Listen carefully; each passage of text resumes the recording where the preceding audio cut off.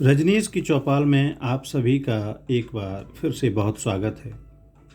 आज आपके लिए एक कहानी लेकर आया हूँ जिसे लिखा है डॉक्टर वंदना गुप्ता जी ने और इसका शीर्षक है अव्यक्त प्रेम। कंप्यूटर युग में मेल के बजाय पत्र का लिफाफा मिलने पर बहुत आश्चर्य हुआ। किसको नहीं होगा। उत्सुकता इतनी कि तुरंत ही पढ़ने बैठ गई। आपको अजीब लग रहा होगा रिक्त संबोधन से लिखा पत्र। पहले सोचा था कि नाम लिखूं, फिर नहीं लिखा। क्यों? पत्र पढ़ते पढ़ते आप समझ जाएंगे। कोई सीधा रिश्ता भी तो नहीं है आपसे।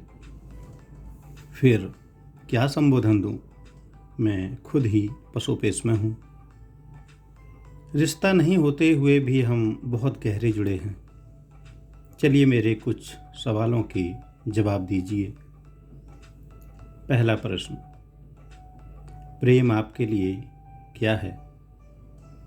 एक दोस्ती, एक विश्वास, एक एहसास या कि सिर्फ एक स्वार्थ? समझ नहीं पा रहे? चलिए दूसरा प्रश्न, प्यार की मंजिल क्या है? मिलन या जुदाई? शादी ना हो तब भी क्या आप प्यार की मंजिल पा सकते हैं? सोचना जरूर।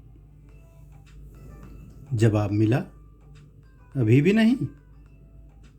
चलिए तीसरा प्रश्न, प्यार हो जाता है या किया जाता है? पत्र का एक एक वाक्य मुझ में उत्सुकता जगा रहा था। शायद यह भी कॉलेज जमाने का कोई आशिक होगा। मुझे चाहने वालों की कमी नहीं थी। आगे पढ़ना शुरू किया। आप सोच रही होंगी कि यह अनजान और गुमनाम कोई पुराना आशिक होगा। आप मुस्कुरा रही हैं। देखिए कितना बेहतर जाना है मैंने आपको। बस आपकी इसी मुस्कुराहट के अनेक दीवाने थे। पता ही है आपको। कुछ आपको देखकर ही खुश हो जाते थे, कुछ आपसे बात कर पाते थे, कुछ आपको छू भी पाते थे क्योंकि आप दोस्ती खुलकर करती थीं। कॉन्वेंट स्कूल में सहशिक्षा में पढ़ने से मित्रता में कोई भेद न था, चाहे लड़का हो या लड़की। सही कहा ना मैंने? आप फिर सोच में गुम हैं। सोचिए, गहराई से सोचिए। कुछ याद आया? हाँ या नहीं? मैं अतीत में चली गई। सच ही तो है, मैं बहुत उन्मुक्त थी अपने कॉलेज लाइफ में और दोस्ती का दायरा भी बहुत बड़ा था। अमीर पिता की बेटी होने से खर्च भी खूब करती थी। लगभग रोज ही आउटिंग, मूवी, पिकनिक और मस्ती, यही तो ज़िंदगी थी। बॉयफ्रेंड्स भी खूब बदले थे, लेकिन प्रश्न अभी भी अनुत्तरित था कि यह कौन सा आशिक है मेरा। अब आपके जहन में बहुत सारे नाम गड्ढमड हो रहे होंगे, फिर भी आपने मुझे अब तक नहीं पहचाना। सही है ना? तो चलिए याद कीजिए एक नाम, रोहन। ओह, सारे जाले एकदम साफ हो गए। रोहन, इस नाम ने सोच की धुंध को परे हटाकर एक चेहरा याद दिला दिया। एक अजीब सा, कुछ खोया खोया रहने वाला कवि टाइप और टॉपर। इसने तब तो मेरे नज़दीक आने की कोशिश भी नहीं की। मैं भी उसकी तरफ से बेपरवाह ही रहती, किंतु सब कहते कि उसकी कविताएं मेरे इर्द गिर्द ही घूमती थीं। मैं भी उसकी कविताओं में रुचि लेने लगी थी। मुझे भी लगा कि वह मेरे लिए लिख रहा था, क्योंकि उसकी हर कविता में मेरा नाम जरूर आता था। शब्द अलग पर अर्थ वही। वह मेरी तरफ देखता भी नहीं था और मेरी लोकप्रियता ने मुझ में कुछ अहंकार पैदा कर दिया था कि सब मेरे दीवाने हैं, मुझसे दोस्ती को ललायत। मैं अपनी तरफ से दोस्ती की पहल नहीं करती थी। वह जितनी मेरी उपेक्षा करता, मैं उतना ही उसकी ओर आकर्षित हो रही थी, किंतु मेरा अहंकार मुझे यह स्वीकार नहीं करने दे रहा था। मुझे पता था कि मुझ पर कविताएं लिखने वाला ज़्यादा दिन मेरे आकर्षण से बच नहीं पाएगा, और मैं इंतज़ार करती रही कि वह मेरी तरफ देखे। वह पता नहीं किस मिट्टी का बना था, एक कैंपस में रहने के बावजूद मुझसे बेखबर सा, और उसकी यह निर्लिप्तता मुझ में क्रोध पैदा कर रही थी। इसी ऊहा-पोह में फाइनल परीक्षा भी हो गई और सब अपनी नई जिंदगी में व्यस्त। पर रोहन जरूर एक प्रश्न चिन्ह की तरह मेरे दिल दिमाग में बहुत समय तक काबिज रहा। वक्त के साथ उसकी याद भी धुंधली हो गई। अब उम्र की संध्या वेला में मुझे याद करने का क्या प्रयोजन। अपनी जीत पर खुश होते हुए मैंने आगे पढ़ना शुरू किया। आप अभी भी गलत सोच रही हैं। मैं रोहन नहीं हूँ।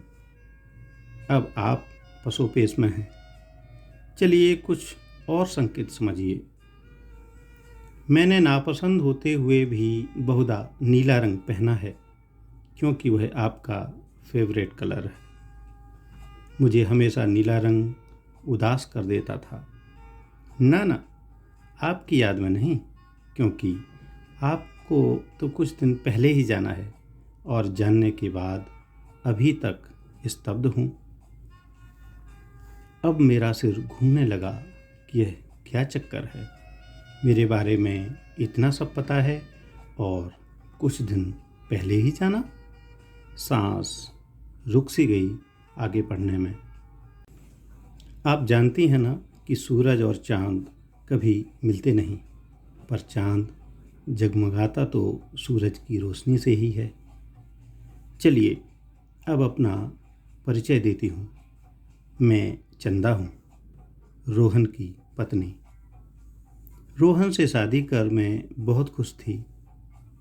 भरपूर प्यार किया उसने मुझे, कोई गिला शिकवा नहीं। किंतु उसके जाने के बाद उसकी डायरी से जाना कि उसकी ज़िंदगी में तो सविता ही थी। चंदा थी, पर सविता के खोल में।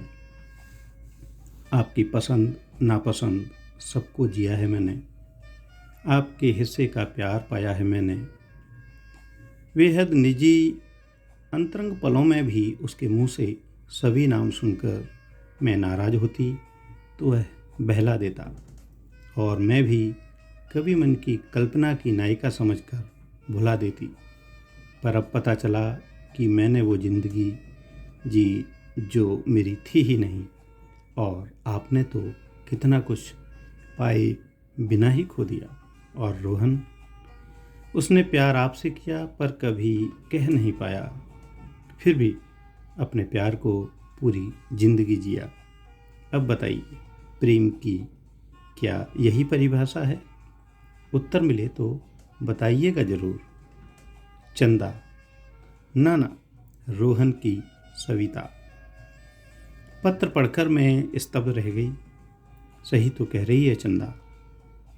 अनजान होते हुए भी अव्यक्त प्रेम ने हम दोनों को एक रिश्ते में बांध रखा है। कौन सा रिश्ता है ये? संबंधों से परे, दोस्ती से परे, यहाँ तक कि जिंदगी से भी परे, सारी सीमाओं से परे, फिर भी एक दूसरे में समाया हुआ, एक दूसरे को जीता हुआ।